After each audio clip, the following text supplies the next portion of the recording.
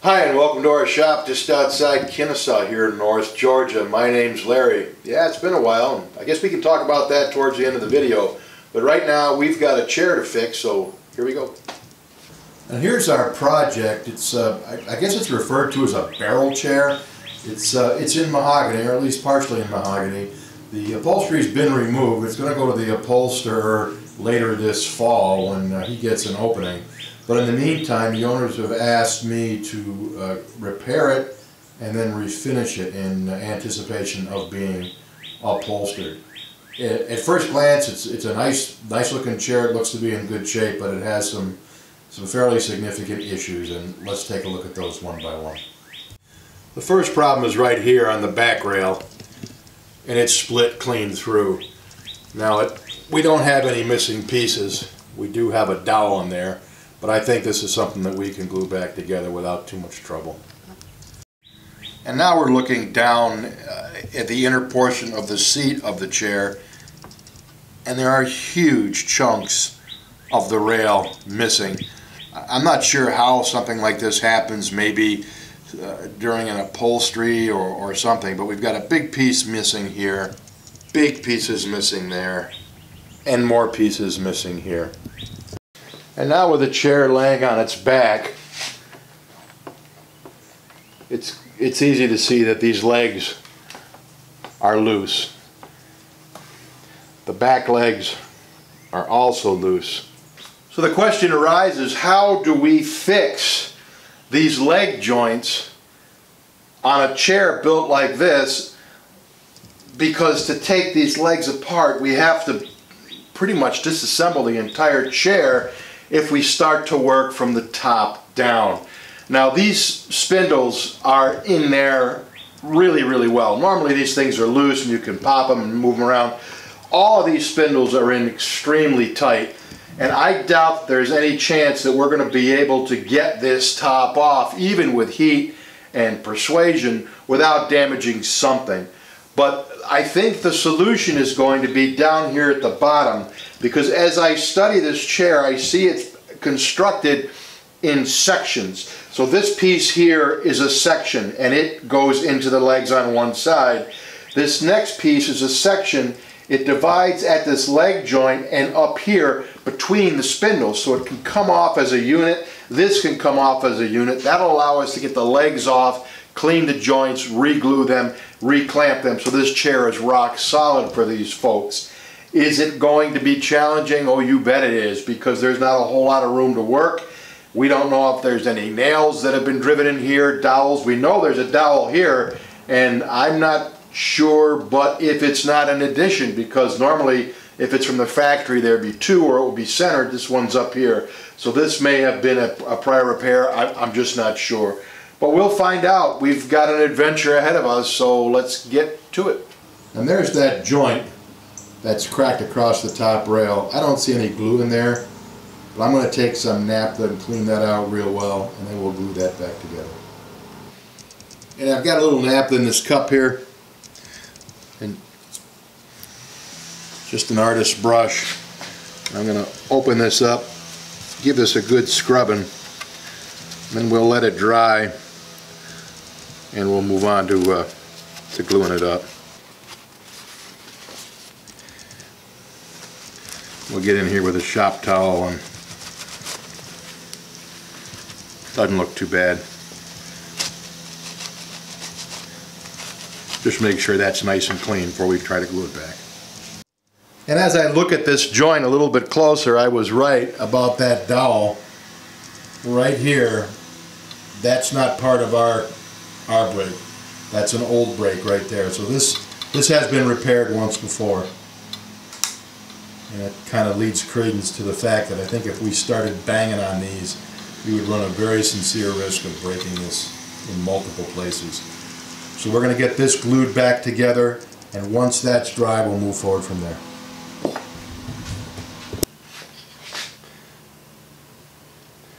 I'm using yellow carpenter's glue because we have a clean brake with lots of lots of flat grain glue surface. And it's broken diagonally not on a grain line. So there's plenty of good wood here for the glue to adhere to. We could have used epoxy, but I don't think it was necessary.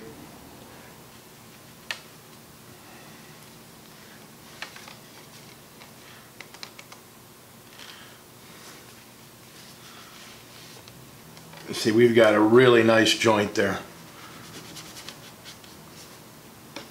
Glue is squeezing out.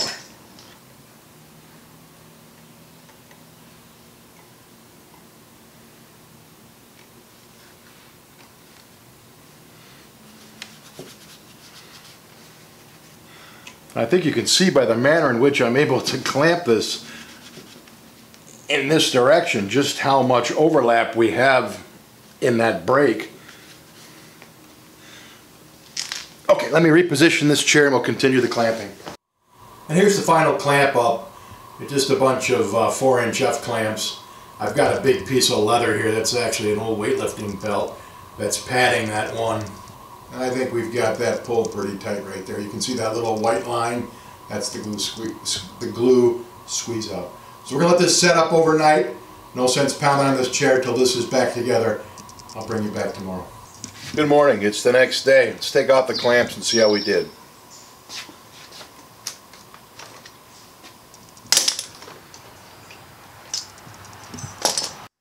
Take a few minutes and we'll get some of this glue squeeze out off and we'll take a look at this. This is just water on a rag.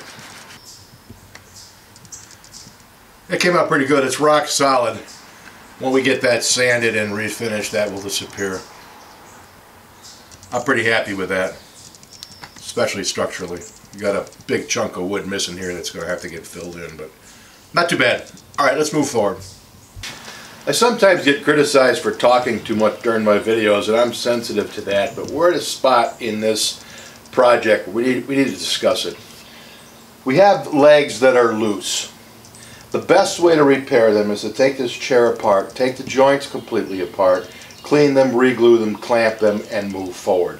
The problem is that the chair construction and prior repairs have probably made it nearly impossible for us to get this chair apart. I'm going to try it, but the rule number one always is first, do no harm.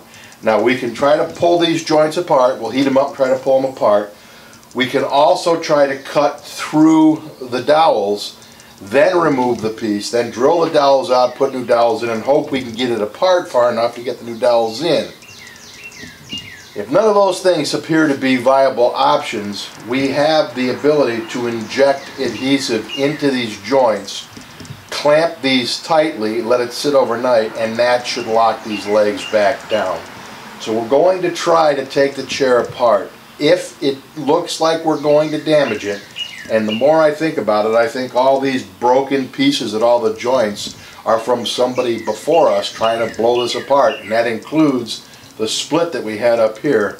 If we can't get it apart easily, we're going to inject adhesive because there's no sense breaking this chair trying to take it apart. So let's see what we can do about getting it apart. If it doesn't work, we'll inject adhesive. Here we go. This is the joint we're going to work on first. We're going to hit it with some heat from our heat gun and then see if we can pull it apart. Here we go.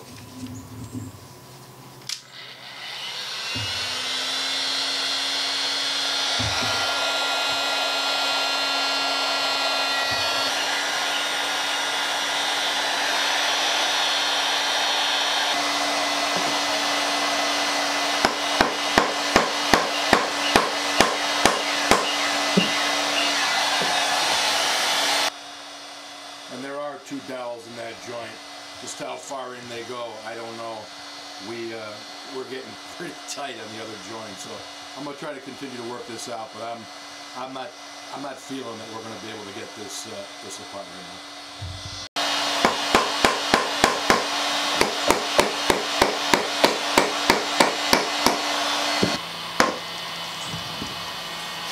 now. We got it. Would you look at that? All right, let me see if I can slide this piece out and start working on the other one. This is good news. Second verse, same as the first.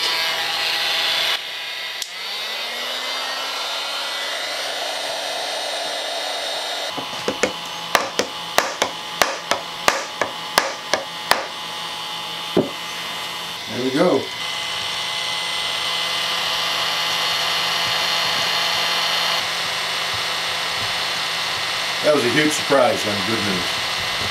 And using the same technique, I got the next section of the chair off. I'm going to stop here because the next joint to come apart is going to be the one nearby where we repaired, and I don't want to compromise our repair. And as I look more carefully at the piece I just removed, there's already a repair here. So I think this damage absolutely came from someone trying to disassemble this chair. So this is as far as we're going to go. And this is the old repair that let go as we were taking that off. You can see the glue is in there. So I'm going to have to pull this off, get the glue out of there, and get this glued back down before I lose it.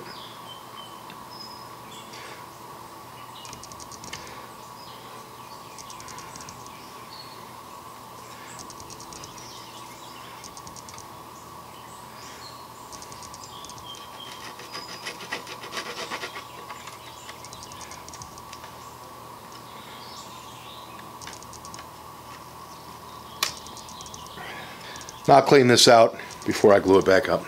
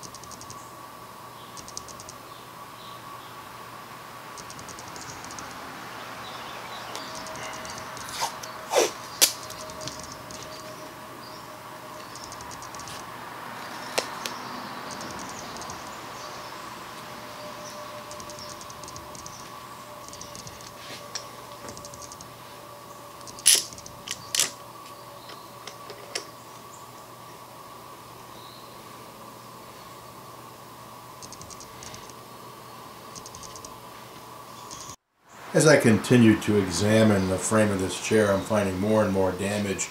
Most of it consists of splits from, I think it was very violently disassembled at one time in its life. Right here we have a very long crack, and hopefully you can see that's not stable. It's in, but it's not stable. So what I'm going to do is run some thin super glue into this crack, clamp that up, and try to stabilize that before that becomes even a bigger problem.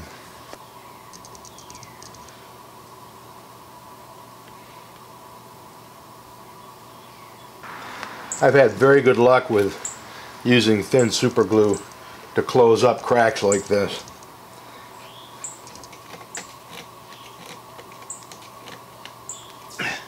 That drives that split right back together.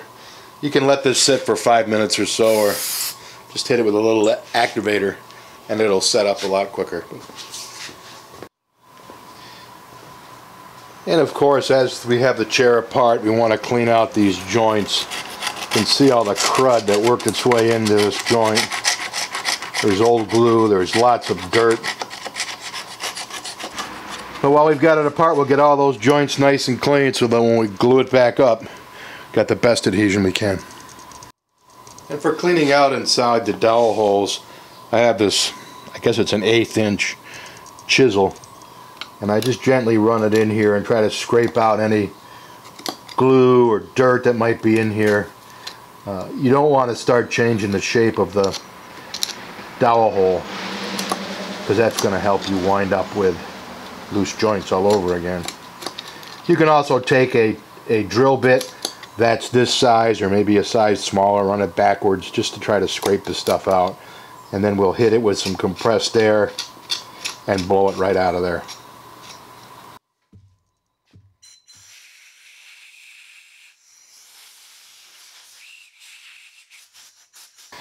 And after just a few minutes, our super glue repair is nice and tight, back down where it belongs, so that worked out well.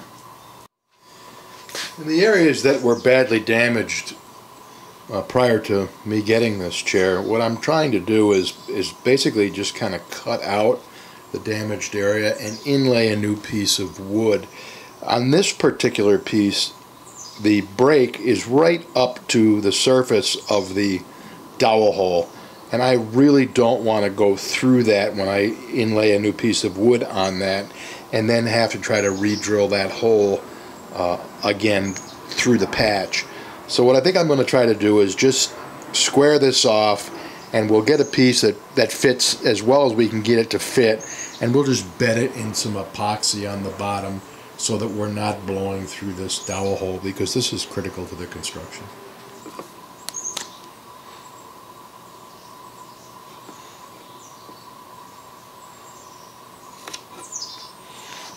Now I'm going to be using an oscillating saw here to make this cut.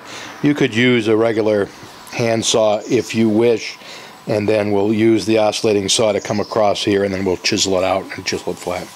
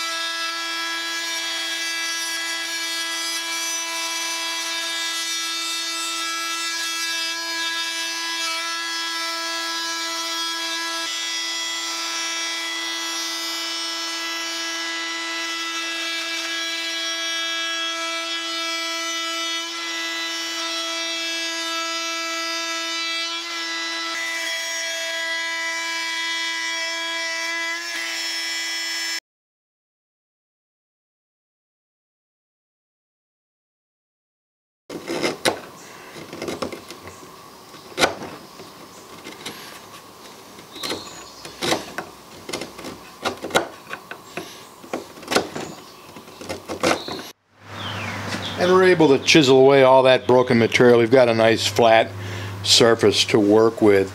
We're going to leave this part here so we don't compromise this dowel hole, and if it bothers us we can fill it with epoxy putty or something when we're done, but the majority of the damage that would affect the structural issues has now been removed.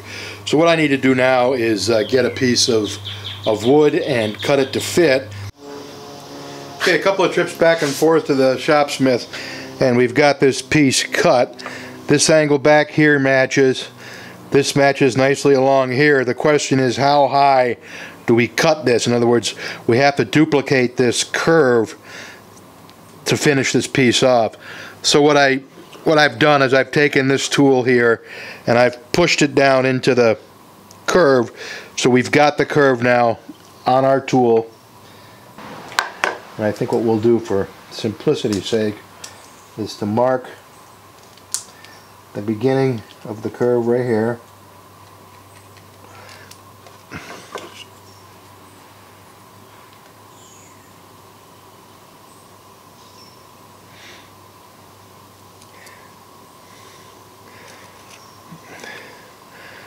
And then duplicate it like that.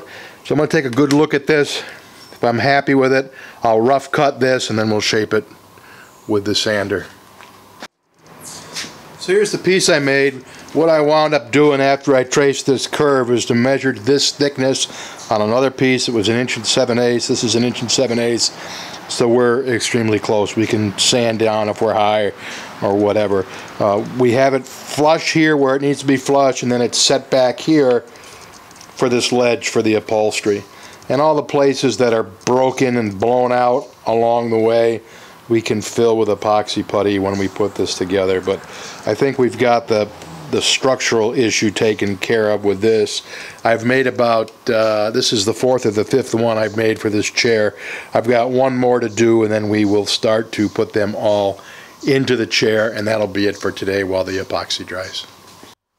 For the last several minutes I've been taking some time with my little tack puller to find and pull out as many of these little upholstery nails as I can. You can see how tiny they are, but it's all part of doing a good job, so I will keep pulling them. I'd like to glue in that piece we made.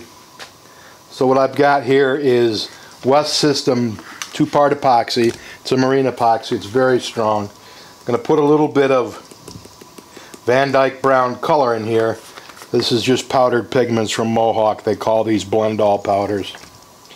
And we'll get this stirred up.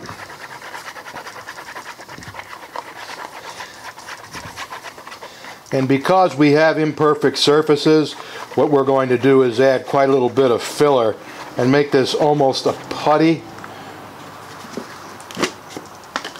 So this is what I'm using. It's West Systems High Density Adhesive Filler.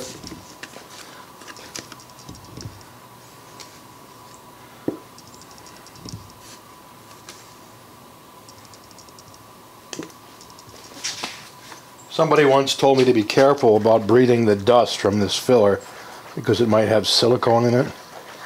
I don't know if that's true or not, but I do my best not to breathe it. And I have never had this fail me, and it has been wonderful on issues where we had irregular surfaces. It works really well. It's filling spaces. And what we'll do is we'll put on a pretty generous coat of this stuff.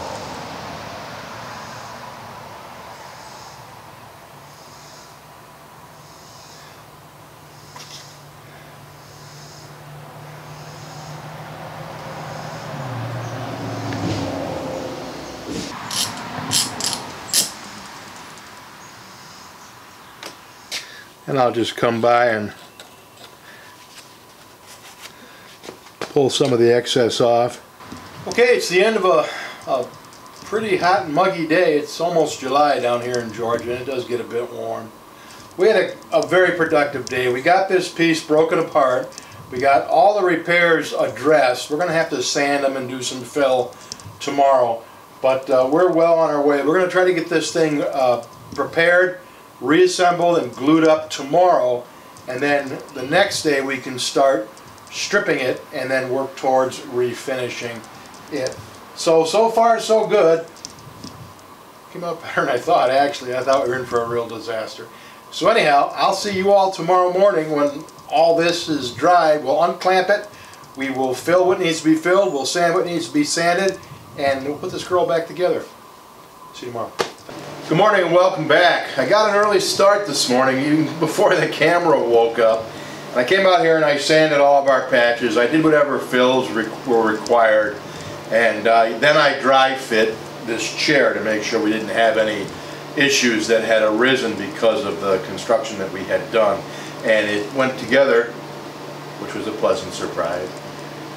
So I waited until the camera woke up and dragged it out here, and it's time to put this back together. So I'm going to film the glue up, and then I'll clamp it, and then it'll set overnight, and then tomorrow we'll unclamp it and see how it came out. So here we go. And before we start the glue up, I thought you might want to see the inlay repairs that we did here. As you remember, almost every one of the joints at the legs had blown out, and we inlaid new wood.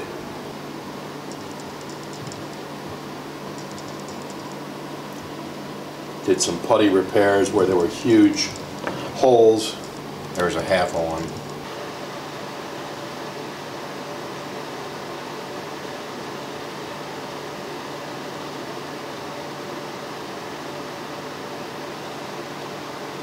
This joint right here, the one I'm working on right now, is the one that concerns me the most. It lines up beautifully, but it's very, very easy because of the situation with the leverage to put too much leverage on this and re-split it where it was broken before. So we're going to be very, very cognizant of that piece. That's really the only part of this glue up that sort of worries me. So this has been broken twice now. And I think we're running out of lives with this piece.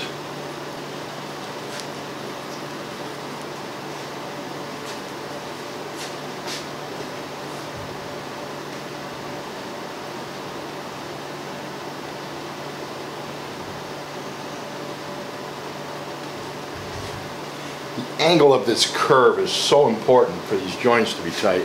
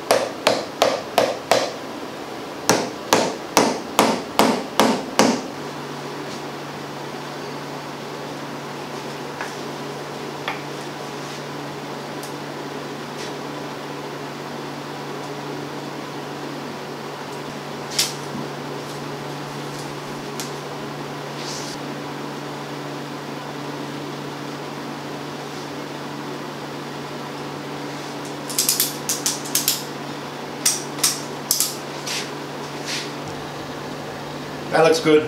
That's looking good. That's looking good. That looks good. And that's just about completely in. It's tight at the bottom, it's a little loose at the top. I want to play around with that, but we've pretty much got it back together. I think we've got it now. I know it looks kind of funny, but it's an odd-shaped piece. Let's let it set overnight, see how it does, and we will be back in the... Hey, good morning. If there's anybody still watching, we're on the last day of this repair project. Let's get these clamps off and see how it came out.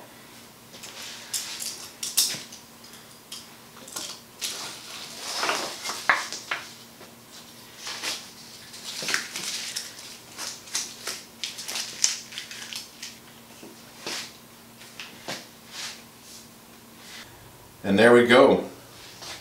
There's our repaired inner frame. Joints are nice and tight.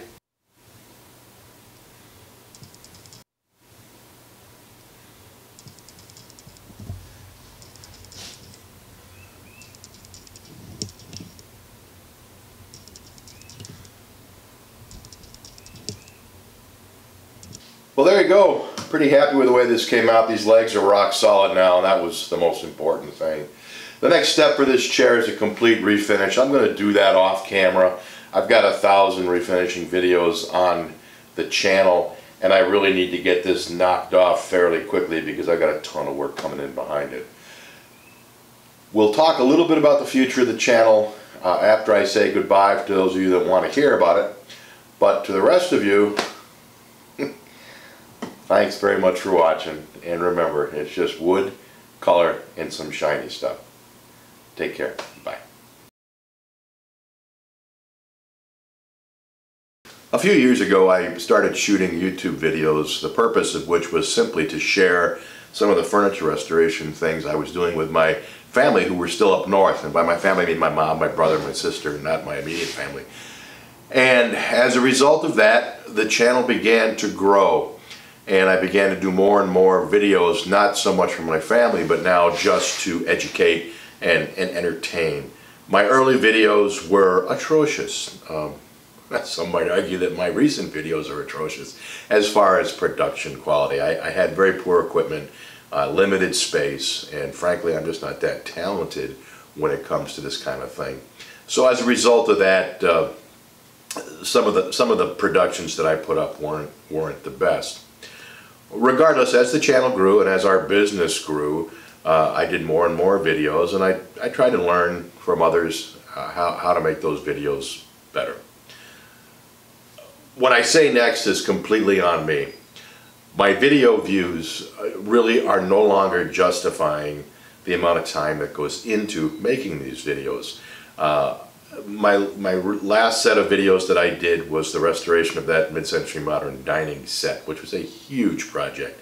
It took a ton of work, and to videotape it as I did it was really a burden. And to those of you that actually do make YouTube videos of actual projects, you know that the mental energy and the mental focus that you have on the project is sometimes distracted by the video, and you start to think not so much what steps should I take next, but what are the commentators going to say, the people that comment on the videos? Am I making this clear enough not to generate 10,000 questions? Should I do it someplace else? Should I change the camera angle? Should I change the narration? And that distracts really from the focus you have on the project, and that's not fair to the client. Well, anyways, like anybody else, I have limited time during my day. You know, we have our business that we still run. I help my daughter in Atlanta maintain her house. I just got back from 3 weeks helping my daughter on the West Coast with her new home. So time is an issue. So the question then becomes, where does the YouTube channel fit in? The views, in my opinion, the number of views, sometimes 1.5, 2.5 thousand views for a video, really don't justify the time that I'm putting in it. It has never been about money.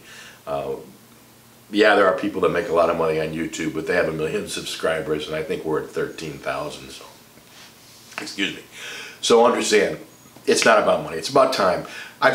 We've gathered a wonderful community here. I've made some wonderful friends. Gary Moore out on the West Coast is a dear friend of mine now.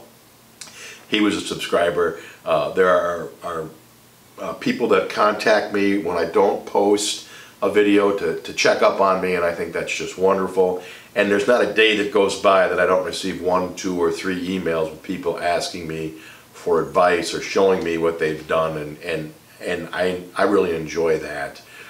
But all that being said, I'm going to have to make a decision as to how frequently I make YouTube videos, because really it's just not worth the effort for the amount of views they get. That's my fault. I don't post frequently enough, my production quality is low, and maybe my video content's not so good. It's whatever the market will bear. It's completely on me. But the decision to continue is also completely on me. All that being said, what I've decided to do is I will shoot videos pretty much when I feel like it. And I don't say that really in a selfish way. If I have an interesting project or an interesting conundrum that needs to be solved that I think can help somebody down the road, I will. I know I've had a lot of questions on reassembling the spring mechanisms in Singer sewing machines. The next Singer sewing machine that I get in here, which should be coming in next week, I'll shoot a short video on that spring mechanism, and that'll be up as a reference for anybody that needs it. So really, we're gonna focus on just being helpful or entertaining with interesting projects from this point forward. So if you don't see videos from me more frequently, we're all well, everything is fine, and we're just moving forward with life as we see fit. So for those of you that have been with us for a long time, thank you for watching. We're not going away, we're just not going to be posting quite as much, and I hope you enjoy whatever we produce in the future.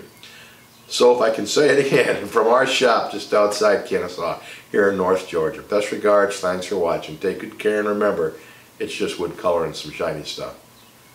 We'll be back, just not as frequently. Bye.